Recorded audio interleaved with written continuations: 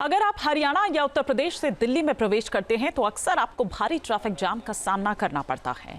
खास बात यह है कि जब चौड़ी और शानदार हाईवे हैं फिर भी ट्रक, बस और दूसरी गाड़ियों की वजह से जाम लगता है। अब सवाल है कि बॉर्डर इस जाम की वजह क्या है।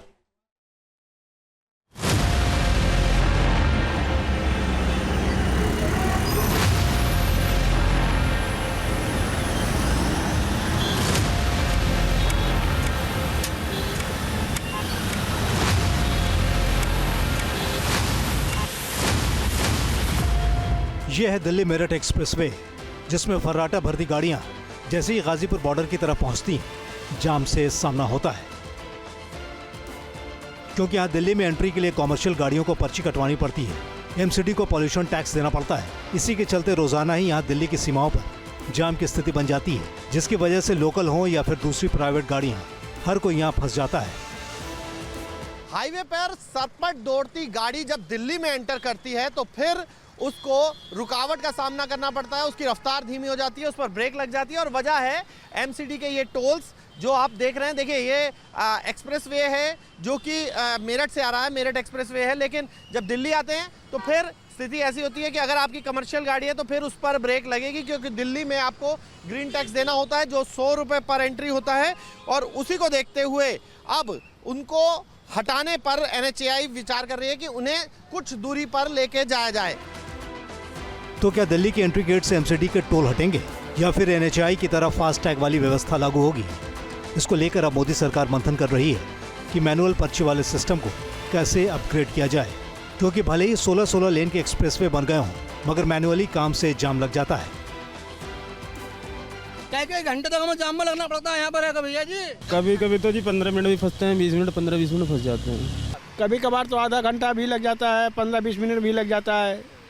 बड़ी गाड़ी है तो छोटी गाड़ी वाले दबाते रहते हैं।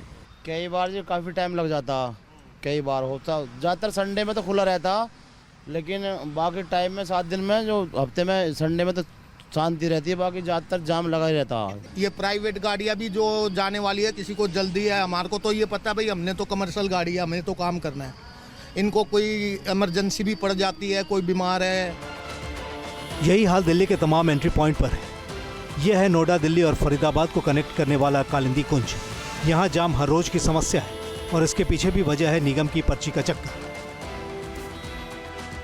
दिल्ली में एंटर करने के लिए एक और बॉर्डर है कालिंदी कुंज की तरफ से। ये पीछे आप अगर देखें तो नोएडा की तरफ से कालिंदी कुंज की तरफ आते हैं लोग और यहाँ से एंटर करने की कोशिश करते हैं, पर यहाँ पर भी जो स्थिति आप देख रहे हैं वो स्थिति वही है। ये टोल यहाँ पर लगाया गया है, एमसीडी का टोल है, टोल वसूलना है। तो फिर जब इस तरीके की स्थिति होगी तो फिर जाम लगना तो लाजमी ही है।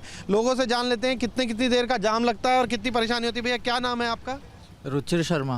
रुचिर, रोजाना इस रास्ते से आते हैं? हाँ, रोज जाता हूँ। कितनी परेशानी होती है टोल की वजह से? भाई रोज कम से कम 40 मिनट 1 घंटा इसमें जाम में जाता है, और जाते हुए अलग और आते हुए अलग जाम।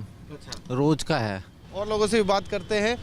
भैया ये बताइए, रोजाना आप यहाँ से गुजरते हैं? हाँ जी, यहाँ से। ये टोल जो है, क्योंकि कमर्शियल वाहन वालों को ही देना होता है, लेकिन आप लोग भी इसी जाम में फंसते हैं? जी बिल्कुल, हमेशा ये तो फंसते हैं हम। कितनी देर फंसना पड़ता है? हम तो आधा 1-पौना घंटा, कभी 2 घंटा भी फंसना पड़ता है। एक्सपर्ट्स की माने तो दिल्ली की 5वें वित्त कमीशन की रिपोर्ट के मुताबिक निगम की ये टोल व्यवस्था खत्म होनी चाहिए। हालांकि ये रिपोर्ट अभी विधानसभा में पेश नहीं हुई है। ऐसे में गेंट्री बेस्ड सिस्टम लागू करके ही इस जाम से निजात दिलाई जा सकती है, वरना टोल बूथ को पीछे ले जाने से समस्या हल नहीं होगी। आपने देखा होगा कि दिल्ली में ट्रैफिक पुलिस ने भी चौराहों पे कैमरास लगाए हैं और उसके आधार पर वो चालान उनको भेज देते हैं और चालान डिलीवर करता है। हालांकि उसमें थोड़ी त्रुटियां भी हो जाती हैं कभी कभी, लेकिन ओवरऑल मैं समझता हूँ कि 90% वो सिस्टम जो है ठीक है। वो एक हो सकता है क्योंकि उसमें आपने जो कॉमर्शियल है उनको तो चला ही जाएगा। मान लो गलती से किसी दूसरे को चला गया तो वो जाके एजेंसी से बात करके अपना जो है विड्रॉ करवा सकता है चार्ज। तो मैं समझता हूँ कि वो फिर भी बेहतर है। दिल्ली के बॉर्डर से गुजरने वाले वाहन चालकों का भी मानना है कि फर्राटा भरती इन गाड़ियों को यहाँ कई बार 20 से 30 मिनट का जाम झेलना पड़ता है, जिसका खामियाजा उनके साथ साथ नॉन कमर्शियल वाहनों को भी उठाना पड़ता है। और अगर टोल बूथ कुछ दूरी पर होंगे तो जाम की समस्या से निपटा जा सकता है। दिल्ली से मोहित बख्शी के साथ team news nation. News nation अब व्हाट्सएप पर।